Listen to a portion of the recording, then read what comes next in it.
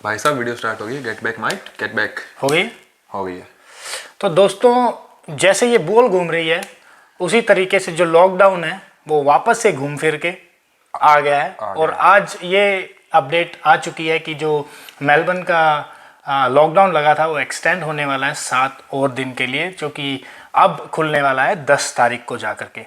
अच्छी न्यूज़ नहीं है because we were all looking forward कि इसी वीक जो लॉकडाउन है वो खुल जाएगा और जो क्रिकेट के गेम्स होने शुरू हो जाते हैं सैटरडे संडे को, जो क्लब क्रिकेट शुरू हो जाती है, वो नहीं हो पाएगी। फुटी जो कि ऑस्ट्रेलियन रूल्स है, एक और गेम है, नेशनल गेम है, वो भी इस सैटरडे संडे नहीं हो पाएगा। तो ये जो सैटरडे संडे है ये इतना एंटरटेनिंग नहीं जाना जाएगा क्योंकि घर पे ही रहेंगे, घर पे ही बैठेंगे, गवर्नमेंट के द्वारा दी गई गाइडलाइंस को फॉलो करेंगे। That is all we can do.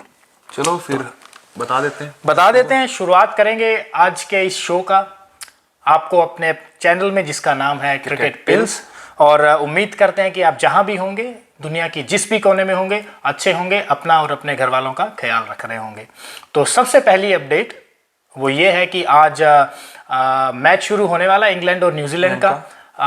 8 बजे मेलबर्न टाइम शुरू हो जाएगा और 3:30 इंडियन टाइम के ऊपर शुरू हो जाएगा। मैं तो डांगर साहब very much looking forward to see these foreign teams playing. आप कैसा लुक फॉरवर्ड कर रहे हैं इस मैच के लिए? डेफिनेटली मैं भी एक्साइटेड हूँ, लेकिन न्यूजीलैंड इंग्लैंड के टेस्ट सीरीज को लेके, क्योंकि दोनों फॉरेन टीम्स हैं और दोनों ही सीम के लिए जानी जाती हैं, स्पिन के लिए नहीं। बिल्कुल फास्ट बॉलिंग के लिए। ये जो मैच होने वाला है ये होने वाला है लॉर्ड्स के मैदान में, और Lord's is the Mecca of cricket, the home of cricket, जहाँ पे इजाद हुआ है क्रिकेट। बिल्कुल, और वहीं पे ये गेम होने वाली है, तो मजा आएगा देख करके। लॉर्ड्स में जब वो घंटी बजेगी, जब लॉर्ड्स की एक परंपरा है कि जब मैच शुरू करने से पहले सत्र का, जब समर सीजन का जब आगाज होता है, तो वो बेल बजा करके सीजन की शुरुआत करते हैं। तो ठीक 5 मिनट पहले बेल बजा दी जाएगी लॉर्ड्स के इस ग्राउंड में, और जो प्लेयर्स हैं, अंपायर्स हैं, वो वॉक थ्रू होना शुरू हो जाएंगे ग्राउंड की तरफ, और बस वो बेल बजने का इंतजार है। मैं तो 5 मिनट, 10 मिनट, 20 मिनट जितने भी पहले शुरू हो, लाइव टेलीकास्ट हो जाएगा, आ जाऊंगा उसके ऊपर और मैच देखूंगा। आई वेट कि कब बेल बजती है। और बेल भी एक्चुअली में मैंने देखी नहीं है, I was reading a few articles, उसके अंदर देखने को भी मिला कि ये बेल है जिसको कि बजा करके समर सीजन का आगाज़ किया जाता है। तो इंग्लैंड और न्यूजीलैंड, आपको क्या लगता है कि कौन सी टीम इस मैच के लिए, सिर्फ मैं बात करूंगा इस मैच के लिए, आपकी कौन सी टीम फेवरेट है? आप कौन सी टीम के लिए जा रहे हैं?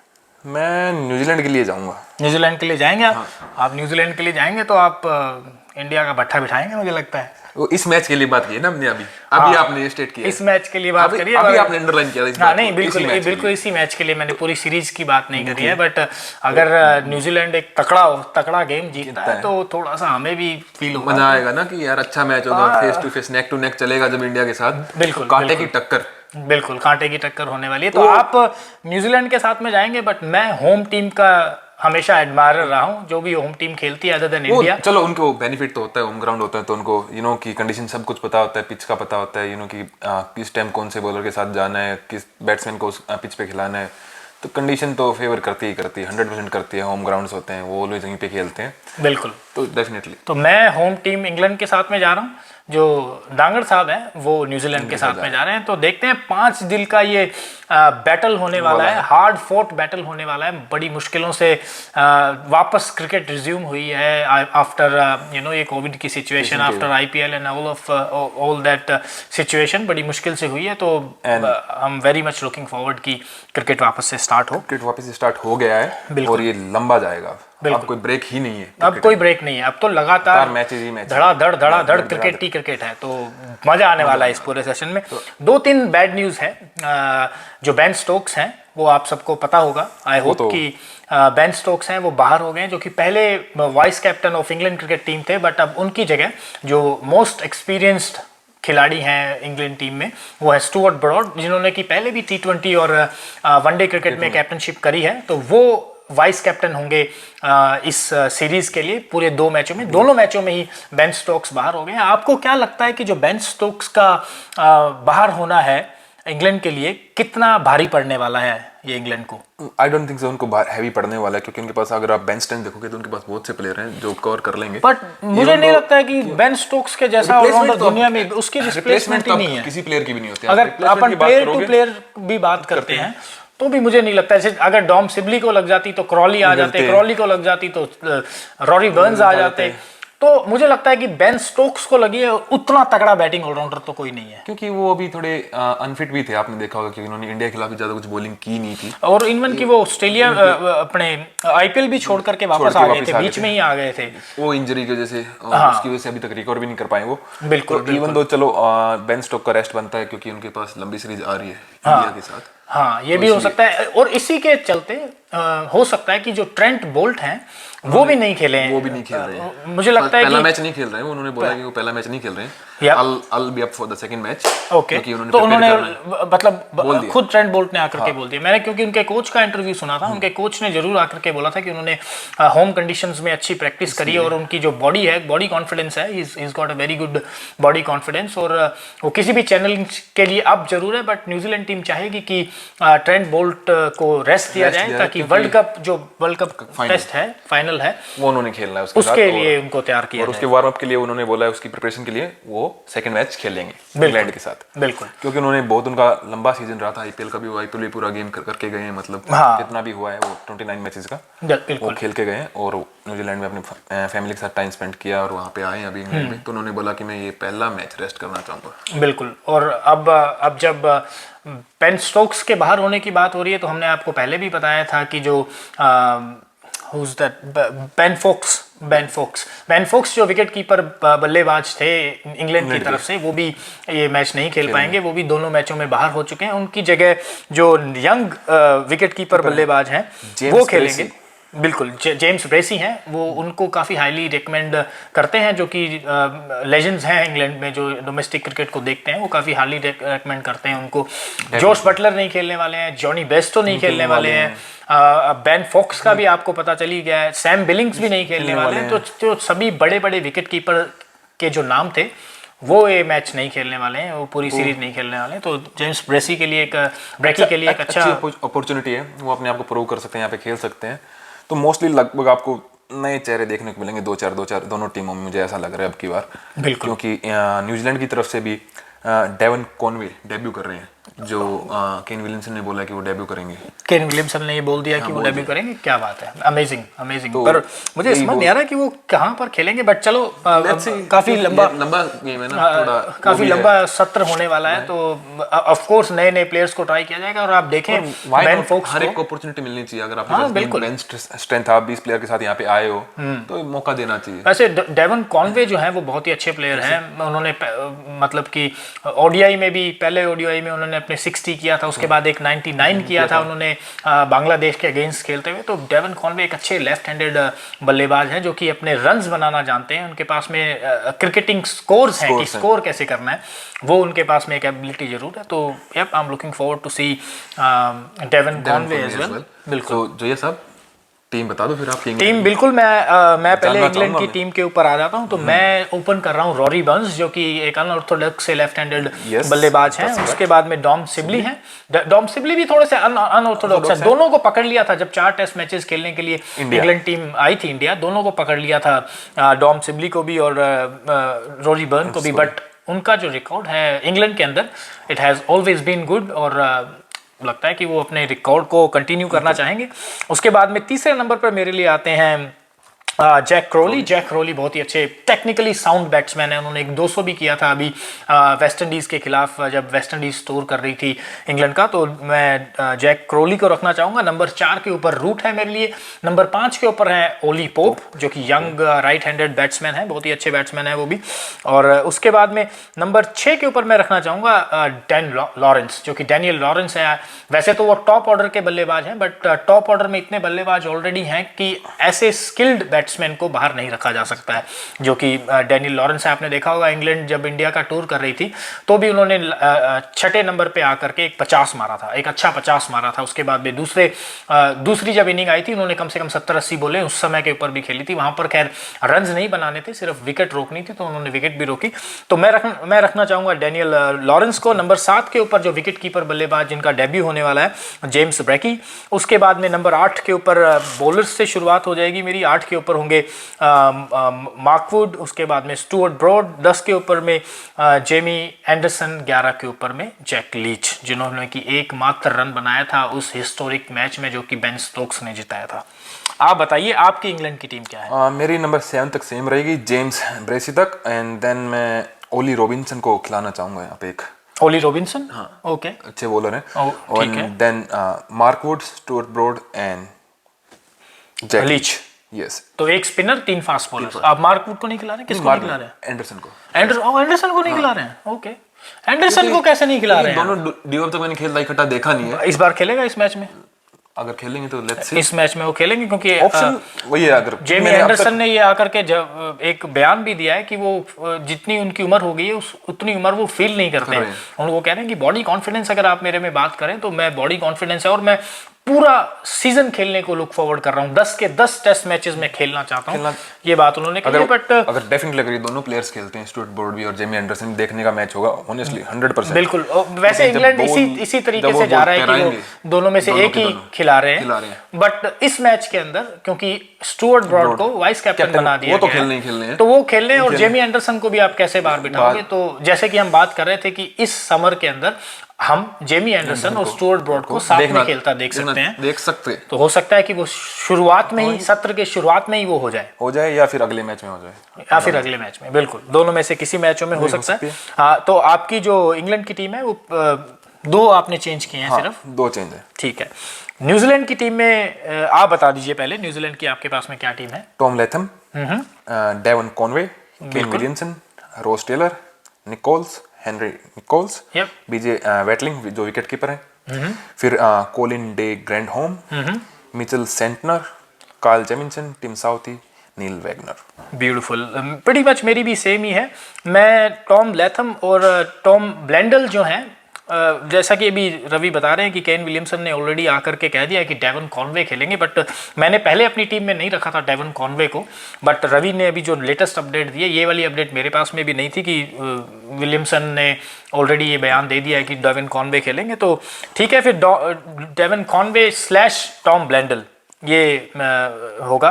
उसके बाद नंबर 3 के ऊपर आ जाते हैं केन विलियमसन, नंबर 4 के ऊपर रॉस टेलर, 7 के ऊपर हेनरी निकोलस, उन्होंने भी अभी एक अच्छा 200 मारा था पीछे ही 6 महीने पहले आई गेस। उन्होंने एक अच्छा डबल 100 किया था। बीजे वॉटलिंग है नंबर 6 के ऊपर। वॉटलिंग की लास्ट सीरीज होने वाली है इंडिया के साथ, जो टेस्ट मैच है। बिल्कुल, ये उनकी लास्ट सीरीज होगी इंग्लैंड के खिलाफ और लास्ट मैच होगा जो इंडिया के खिलाफ में जो टेस्ट चैंपियनशिप वाला फाइनल होगा। तो नंबर 7 के ऊपर, नंबर 6 के ऊपर आते हैं बीजे वॉटलिंग, नंबर 7 के ऊपर आते हैं मेरे काइल जेमिसन, नंबर 8 के ऊपर आते हैं सेंटनर, 9 के ऊपर टिम साउदी, 10 के ऊपर नील वैगनर और 11 के ऊपर ट्रेंट बोल्ट / मैट हेनरी। शायद ट्रेंट बोल्ट खेलें, शायद ट्रेंट बोल्ट नहीं खेलें। अगर ट्रेंट बोल्ट, मेरी पहली जो ऑप्शन है वो ट्रेंट बोल्ट के साथ में जाता हूँ। अगर ट्रेंट बोल्ट नहीं खेलते हैं तो I am gonna go with Matt Henry. So Matt Henry is gonna be my number 11। 4 bowler खिला रहे हो? 5 बॉलर, बिल्कुल। 5 बॉलर मतलब कि 6 प्रॉपर बैट्समैन, उसमें केन विलियमसन थोड़ी लेगी डाल लेते हैं। 7वें नंबर पर मैं काइल जेमिसन को डाल रहा हूँ जो कि अच्छे बैट्समैन हैं। उसके बाद सेंटनर भी अच्छी बैटिंग कर लेते हैं। देन आपने वैगनर और इधर ट्रेंट और हेनरी। तो ये मेरी टीम होने वाली है। तो देखते हैं आज केन विलियमसन के दिमाग में और दूसरे कैप्टन कौन है अपने जो रूट के दिमाग में क्या चल रहा है। क्या उनके भी दिमाग में कुछ ऐसी सिमिलर सी सोच चल रही है? अगर चल रही है तो वो देखने को मिल जाएगा कि सेम टीम्स खेलने को मिलती हैं। तो टीम्स या फिर पता नहीं किस अप्रोच से उतरेंगे आज, कौन सी टीम के साथ, क्या पता किसके पास क्या तुरुप का इक्का हो। हाँ बिल्कुल, गैम्बल तो खैर वो प्ले करते हैं। और वैसे भी जो ये वाली सीरीज है, ये वाली सीरीज वर्ल्ड चैंपियनशिप का हिस्सा नहीं है, बट ये सीरीज को इसी ऐसे ही स्क्वीज इन करके to uplift the standard of test cricket और फॉरेन कंडीशंस में भी हो रहा है ये। तो इसीलिए इस सीरीज को प्लान करके स्क्वीज इन करके डाल दिया गया, बट ये टेस्ट चैंपियनशिप का हिस्सा नहीं है। तो that's it from England and test match. Preview, इसका प्रीव्यू हम लोगों ने ये कर दिया है। अब हम थोड़ी सी बात करेंगे आईपीएल के मुकाबले से, सीपीएल के मुकाबले से, पीएसएल के मुकाबले से, या फिर एक जो मैच और होने वाला है उसके बारे में बता देते हैं। हाँ बिल्कुल, वो बता दीजिए आप। जो नीदरलैंड और आयरलैंड के बीच में मैच होने वाला है, उत्तरीच में वो मैच होने वाला है 6:30 अकॉर्डिंग टू मेलबर्न टाइम, और इंडिया के टाइम के 2 बजे, 2 बजे नियर अबाउट 1:30 हाँ, समथिंग लाइक दैट। बिल्कुल। तो वो भी अगर आप भरपूर क्रिकेट देखना चाहते हैं तो आप नेदरलैंड और आयरलैंड के गेम से भी शुरुआत कर सकते हैं। बिल्कुल। उसके बाद में बांग्लादेश क्रिकेट बोर्ड ने एक थोड़ा सा झटका दिया है आईपीएल को। जो उनके स्टार प्लेयर हैं शाकिब अल हसन और मुस्तफिजुर रहमान, उनको एनओसी नहीं देने का निर्णय लिया है। एनओसी तो उनको साकिब अल हसन को उसके लिए भी नहीं दी, सीपीएल के लिए भी। बिल्कुल। बट आईपीएल के लिए मिलनी चाहिए थी, आईपीएल के लिए मिलनी चाहिए थी, पर उन्होंने उसके लिए भी मना कर दिया। उसके लिए भी मतलब उन्होंने ये कहा है कि because we have a very busy international commitments, because of those commitments हम चाहते हैं कि हम किसी भी अदर लीग में हमारे प्लेयर्स को नहीं भेजें। तो मुझे एक ये थोड़ा सा आईपीएल के लिए एक बड़ा झटका है। अगर शाकिब अल हसन नहीं खेलते हैं कोलकाता नाइट राइडर्स के लिए, एयन मॉर्गन नहीं खेलते हैं कोलकाता के लिए, और भी काफ़ी प्लेयर्स हैं जो अवेलेबल नहीं हो पाएंगे। राजस्थान रॉयल्स के लिए जैसे जॉर्ज, इंग्लिश प्लेयर तो है ही नहीं ना, हाँ, जोश बटलर नहीं खेलते हैं, बेनी स्टोक्स नहीं खेलते हैं, आर्चर नहीं खेलते हैं, लियाम लिविंगस्टन नहीं खेलते हैं। तो थोड़ा सा, और इवन दो अभी तो ऑस्ट्रेलिया के जो बैट्समैन और जो भी प्लेयर्स हैं उन पे सब पे क्वेश्चन मार्क लगा हुआ है। तो लेट्स सी क्या होता है आईपीएल का। तो क्या किसकी क्या पोजीशन आती है, क्या अवेलेबिलिटी आती है, कौन सा प्लेयर अपने आप को बोलता है, आई मीन बिल्कुल लेट्स सी। बिल्कुल, तो वो देखना होगा। रवि जी, जो प्लेयर्स हैं, जैसे कि अभी एशले जाइल्स ने भी आकर के बोल दिया था कि जो हम हमारे प्लेयर्स को ब्रेक जरूर देंगे पर उनको एनओसी नहीं देंगे कि वो दूसरी लीग्स में जाकर के खेलें। तो इंग्लैंड के प्लेयर्स नहीं आएंगे। ऑस्ट्रेलिया के प्लेयर्स को यस बिग चांस है कि ऑस्ट्रेलिया के प्लेयर्स आएं, पर बिग चांस ये भी है कि जो बड़े प्लेयर्स हैं like Patty Cummins, David Warner, even Steven Smith, all these players might not come, क्योंकि बिजी स्केड्यूल है उनका। डेफिनेटली, क्योंकि वही वो बोल रहे हैं कि अभी कुछ बता नहीं सकते। बिल्कुल। ऑस्ट्रेलियन प्लेयरों का तो, ऑस्ट्रेलियन टीम का तो बहुत ही ज़्यादा बिजी स्केड्यूल रहने वाला है, same as everyone else, you know. हम सब लोगों का, सभी टीम्स का बिजी स्केड्यूल आने वाला है। सभी है ही, अब क्रिकेट इतना आ गया है ना आगे। बिल्कुल। नेक्स्ट 2 and 3 years के लिए जुलाई में सबसे पहले जो ऑस्ट्रेलिया टीम है वो 5 ओडीआई मैचेस खेलेगी पहले वेस्ट इंडीज के साथ में। उसके बाद में लेटर ऑन वो T20 वर्ल्ड कप खेलेंगे। उसके बाद में एशेज आ जाएगा, तो कहीं सांस लेने की भी फुर्सत नहीं है भाई। इवन दो इंटरनेशनल क्रिकेट भी इतना है ना कि वर्ल्ड कप कितने वर्ल्ड कप इकट्ठे हो गए हैं। T20 हमारे पास 21, 22, 23, 50 ओवर का हो जाएगा, तो सांस लेने की भी फुर्सत नहीं है अभी इस समय। 23 का जो वर्ल्ड कप, उसमें 14 टीम्स होने वाली हैं। क्योंकि जो आईसीसी ने जो अनाउंस किया है वो यही किया है 2023 से लेकर 2031 तक। हाँ, 14 टीम्स रहेंगी ओडीआई में और 20 टीम्स रहेंगी T20 वर्ल्ड कप में। अमेजिंग। ये हुई ना बात की बाकी सारी टीमों को भी आप लेकर के आ रहे हो। जो हमने 2003 में देखा था, यू नो कि 7 टीम, देन टॉप 3, हाँ भाई, पूल बना करके रखे गए थे। हाँ बिल्कुल, पूल ए, पूल बी, पहले तो टॉप 3 सुपर 6। 2007 के तो वर्ल्ड कप में 3 के वर्ल्ड कप में 4 पूल्स थे, 4 टीमों के 16 टीम्स थी उसमें। तो हाँ, वो 16 टीम्स थी, पर अब की बात 14 टीम्स की है। उन्होंने यही बोला 2 पूल होंगे, A and B, and then top 3 जाएंगे दोनों से निकल के, then super 6, okay, and then quarter, then final. Fair enough. Super 8 होंगे आई गेस, क्योंकि 6 टीमें नहीं खेल सकती हैं। 7 ऊपर की टॉप 3 टीम्स जाएंगी, टॉप 3 टीम्स जाएंगी। ओके एनीवे, एलिमिनेटर आ जाएगा। एंड उसके बाद जो अपना टेस्ट चैंपियनशिप का जो वर्ल्ड कप होगा 2025, 7, 9 2 साल के अंतराल में टेस्ट चैंपियनशिप के वर्ल्ड कप होते चले जाएंगे। तो मैं क्या सोच रहा था रवि मेरे भाई, मैं ये सोच रहा था कि जो आईपीएल के अंदर ऐसे काफ़ी प्लेयर्स हैं, जैसे इंग्लैंड नहीं भेज रहा है, ऑस्ट्रेलिया के कुछ प्लेयर्स नहीं आएंगे, मे बी हो सकता है कि वेस्ट इंडीज से भी कुछ प्लेयर्स इनिशियल मैचेस में नहीं आए, क्योंकि सीपीएल का जो फाइनल है वो 19 जून को है, तो कुछ प्लेयर्स वहाँ से भी नहीं आएंगे। तो ऐसे कौन से प्लेयर हैं जो कि अपनी टीम्स का इतना हद तक हिस्सा भी नहीं है और आईपीएल लायक मटेरियल भी हैं? आपको कौन से प्लेयर लगते हैं कि कौन से प्लेयर्स हैं जो कि आईपीएल लायक मटेरियल हैं और वो पहले भी आईपीएल्स में खेले हुए हैं, और इन प्लेयर्स की गैर मौजूदगी में हम उन लोगों को खिला सकते हैं? आपको क्या लगता है?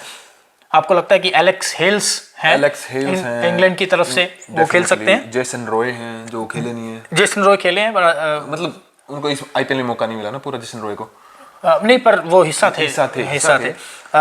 एलेक्स हेल्स हैं, इयान लुइस हैं जो कि लेफ्ट हैंडेड बल्लेबाज हैं वेस्ट इंडीज के, वो खतरनाक बल्लेबाज हैं। उसके बाद में मार्टिन गप्टिल हैं। मार्टिन गप्टिल हैं, बिल्कुन मार्टिन गप्टिल है, मार्टिन गप्टिल को भी लिया जा सकता है। अगर सोच के बैठ के सोचेंगे तो हमारे पास बहुत से प्लेयर भी निकल जाएंगे। हाँ। बस वही है, उनको कांटेक्ट करना है। वो मुनरो है, मुनरो के ऊपर टी20 में सबसे तेज शतक लगाने का भी एक रिकॉर्ड है। कुशल परेरा है जो मुंबई की तरफ से खेले थे, उन्होंने वो लास्ट बॉल पे छक्का मार के मैच जिताया था। वो न्यूजीलैंड के प्लेयर कौन है, वो लेफ्ट हैंडर, थोड़े से ऑलराउंडर भी हैं, बॉलिंग भी करते हैं।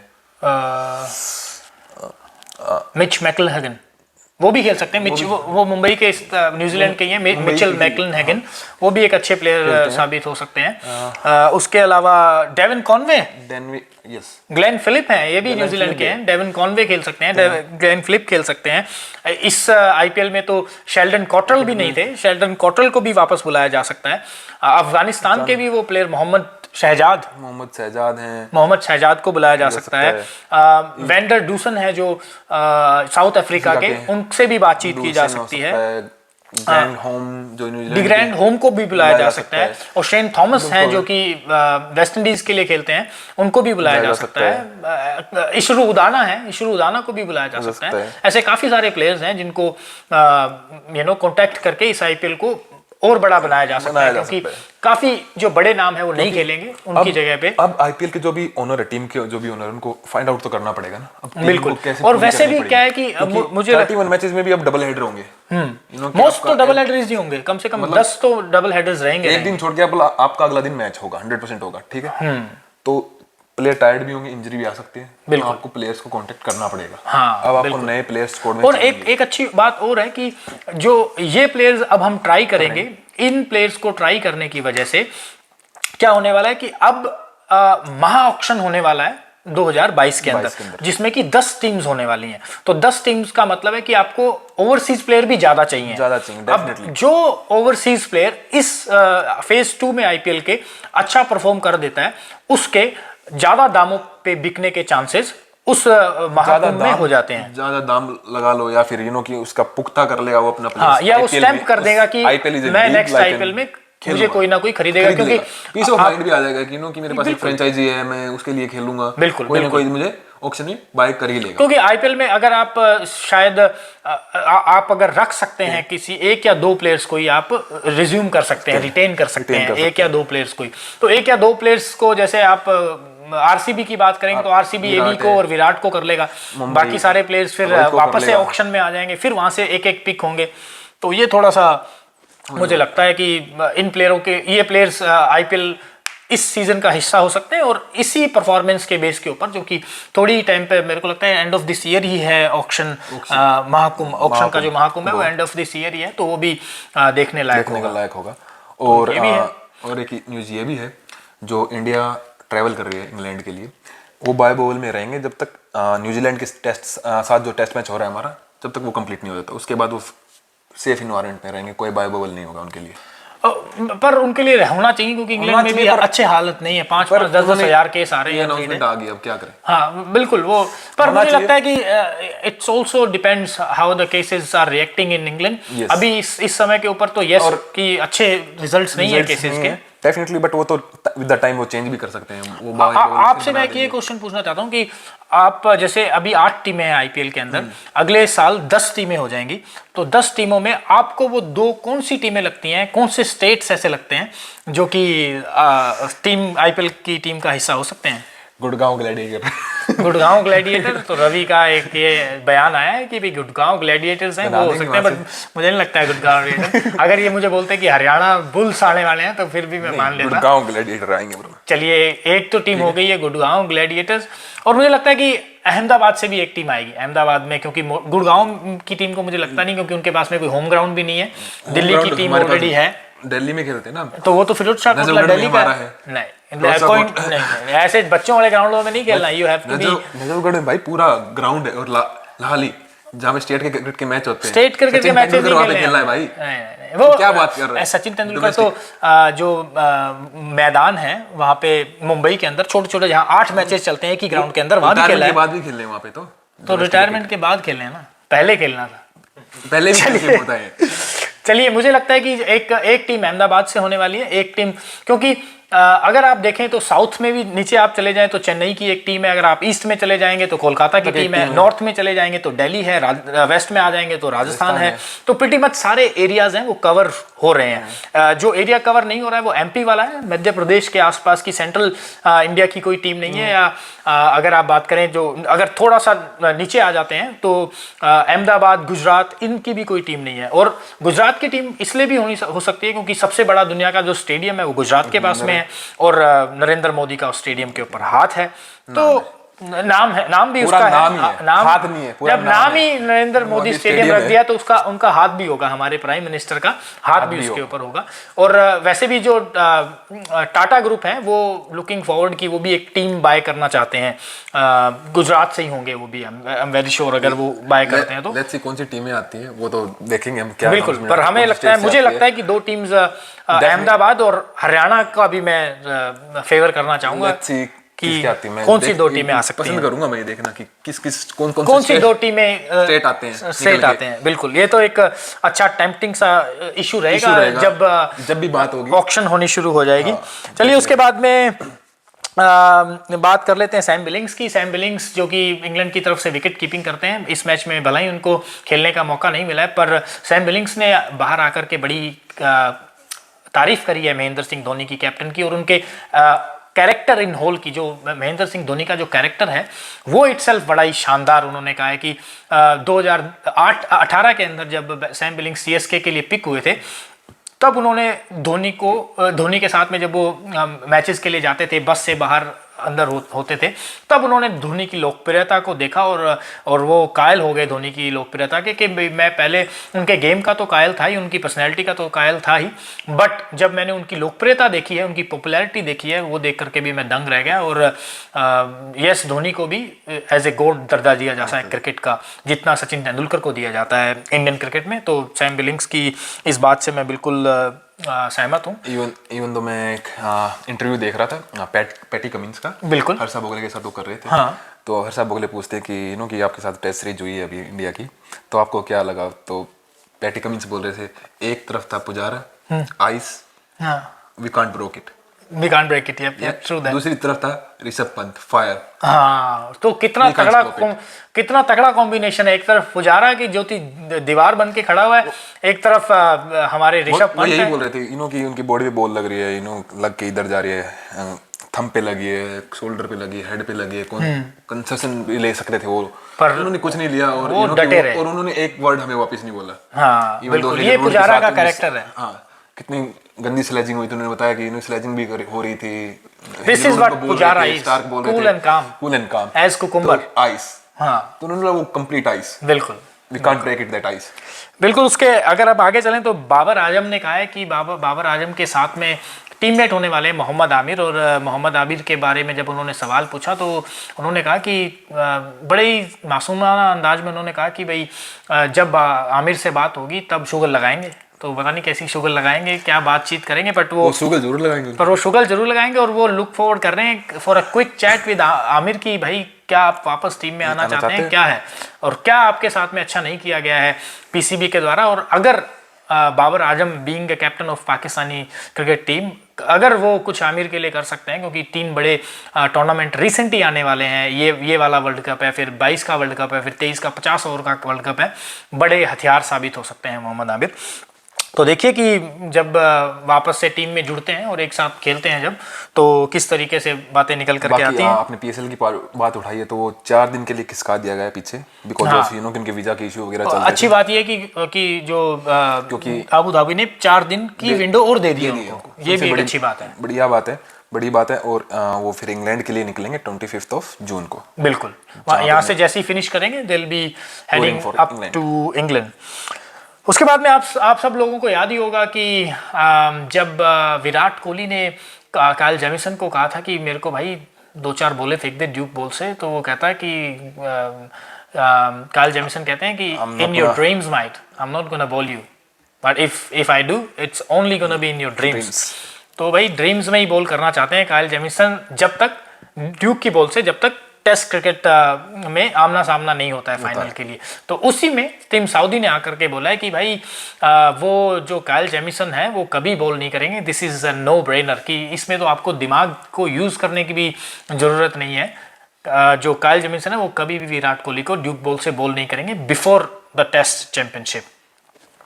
ठीक है, क्यों करेंगे भाई वो, क्यों एग्री करते हैं, क्यों करेंगे अपने, क्यों वो अपनी कहाँ से रिस्क से छोड़ रहे हैं, कहाँ से नहीं छोड़ रहे हैं। आप नेट से पकड़ लो उनको, पकड़ सकते हो आप। और क्योंकि ड्यूक बॉल को वैसे तो चलिए जो एक बॉलर होता है उसका प्रीटी मच सेम ही होता है, बट आप जब इतना सीख जाते हैं तो यू नेवर नो कि आपको कहाँ से फेंक देंगे आप। तो जब आपका एक्सपीरियंस हो जाता है, जब आपका प्रोफेशन ही यही है, आजकल इन्फॉर्मेशन इतनी है, आपको क्लिप्स मिल जाते हैं। अगर आपको बॉलर्स को देखना है, डजंट मैटर, अगर उनको बॉलर को देखना ही होगा, जेमिसन को देखना ही होगा, बिल्कुल कि उनकी क्लिप्स देख लेंगे, वो कैसे बॉल करते हैं, वो करते हैं। लेकिन नेट्स में ओरिजिनली खेलना, फेस टू फेस खेलना, it's a different thing, it's a different thing. बिल्कुल बिल्कुल।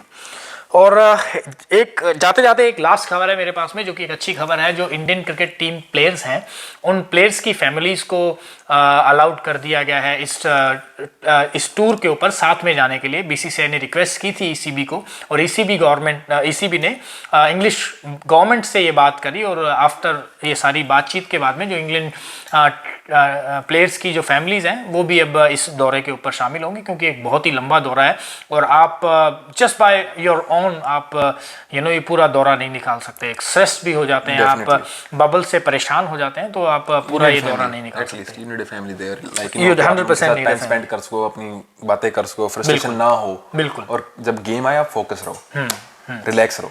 तो रवि जी, मुझे लगता है कि दैट्स इट फ्रॉम मी। मेरे पास में और कोई खबर नहीं है, और मेरे पास में नहीं, अब इसके अलावा क्रिकेट जगत में ही कोई खबर नहीं है, क्योंकि अगर मेरे पास में नहीं है, रवि के पास में नहीं है, सब कुछ खोज जाके क्योंकि कम से कम 1.5-2 घंटा लगता है, सारे आर्टिकल्स पढ़ने पड़ते हैं, वर्ड बाय वर्ड, इंटरव्यूज देखने पड़ते हैं, शाम को लगते हैं, एक 1.5-2 घंटा तो उतारने पे लगता है उसको, कि बाकी रिसर्च तो चलती रहती है, एवरी डे चलती रहती है, R&D हमारी चलती रहती है। हाँ, तो आपके पास लेके आते रहेंगे। That's it from us, Ravi की तरफ से भी इतना ही है। और जाते जाते बस हम आपसे अपील करेंगे कि आप हमारे चैनल जो है क्रिकेट पिल्स, इसकी गोलियां खानी स्टार्ट कर दीजिए, थोड़ी तेजी से खाओ, क्योंकि अब जो हमारा वीडियोस है वो एवरीडे बेसिक्स के ऊपर आ जाएंगे, क्योंकि क्रिकेट जब रिज्यूम होगी तो क्रिकेट पिल्स भी रिज्यूम होगा। जब क्रिकेट थोड़ी थी तब क्रिकेट पिल्स भी थोड़ा था। जैसे ही क्रिकेट रिज्यूम हुई है, क्रिकेट पिल्स ने भी आकर के दरवाजे तोड़े हैं, और अब वो एवरीडे रोज आपको नॉक करके जगाएंगे। बिल्कुल, और पर वो नॉक के लिए आपको वो बेल वाला घंटा दबाना पड़ेगा, तो अगर आप वो बेल वाला घंटा दबा देंगे तो हम भी आपको मिल जाया करेंगे रोज नोटिफिकेशन के बाद। कर दो यार अपने फ्रेंड्स के साथ, अपनी सब्सक्राइब कीजिए प्लीज, शेयर कीजिए। आपको जो हमारे इंस्टाग्राम हैंडल है, पहले तो जो रवि है वो अपना इंस्टाग्राम हैंडल बताएगा। Ravi, tell our audience your Instagram handle. Ravi Dhangar, my first name and last name RAVIDHANGER, that's my Instagram, you can follow me there, and अपने क्वेश्चन ड्रॉप कर सकते हो वहाँ पे आप। बिल्कुल, और मेरा है ARUNJOIYA, ये मेरा इंस्टाग्राम हैंडल है, तो आप मेरे को डायरेक्ट इंस्टाग्राम के ऊपर मैसेज कर सकते हैं। सेम मेरा ट्विटर हैंडल भी है, रवि का भी सेम ट्विटर हैंडल भी है, तो आप इंस्टाग्राम और ट्विटर दोनों हैंडल्स के ऊपर आप हमसे कांटेक्ट कर सकते हैं। सीधा आपके क्वेश्चंस हम लेंगे, और आपके क्वेश्चन लेकर के हमारे इस प्रोग्राम के अंदर बातचीत करेंगे आप ही के क्वेश्चन। इवन तो आपको डिस्क्रिप्शन में सारे लिंक मिलेंगे, आपको सिर्फ ओपन करना है, फॉलो करना है, आप सिर्फ हमारे डिस्क्रिप्शन में जाइए कि रवि धांगर वहाँ पे जाना है, अरुण जोया के वहाँ पे जाना है, आपको डिस्क्रिप्शन में हर एक चीज का लिंक है, फेसबुक का लिंक है, ट्विटर का लिंक है, इंस्टाग्राम का लिंक है, और जोया साहब का, और एक और क्या है आपका, ट्विटर, इंस्टाग्राम, फेसबुक, स्नैपचैट पे भी आपको मिलेंगे वहाँ पे, तो मैं आपको सब चीजों पे मिल जाऊंगा। हाँ, मेरी कुकिंग वीडियोस पड़ी होंगी, उसके ऊपर मैं दलिया बना रहा हूँ, उसके अंदर आप लोग भी अगर दलिया खाने के शौकीन हैं तो मेरे पास में एक स्पेशल रेसिपी है जो सबके पास मिल जाएगी, वही रेसिपी मैं आपको दूंगा। अगर आपको चाहिए तो आप स्नैपचैट के ऊपर मुझे फॉलो कीजिए, और मैं आपको नई रेसिपी जो सब जानते हैं वो दे दूंगा। अभी के लिए लेते हैं फिर विदा। अभी के लिए विदा लेते हैं। जाते जाते एक बार फिर से आपसे अपील करेंगे कि प्लीज हमारे चैनल को सब्सक्राइब कीजिए, लाइक कीजिए, अपने दोस्तों तक पहुंचाइए, और जितना शेयर हो सकता है शेयर कीजिए। और that's it, thank you very much, and नमस्ते, बाय।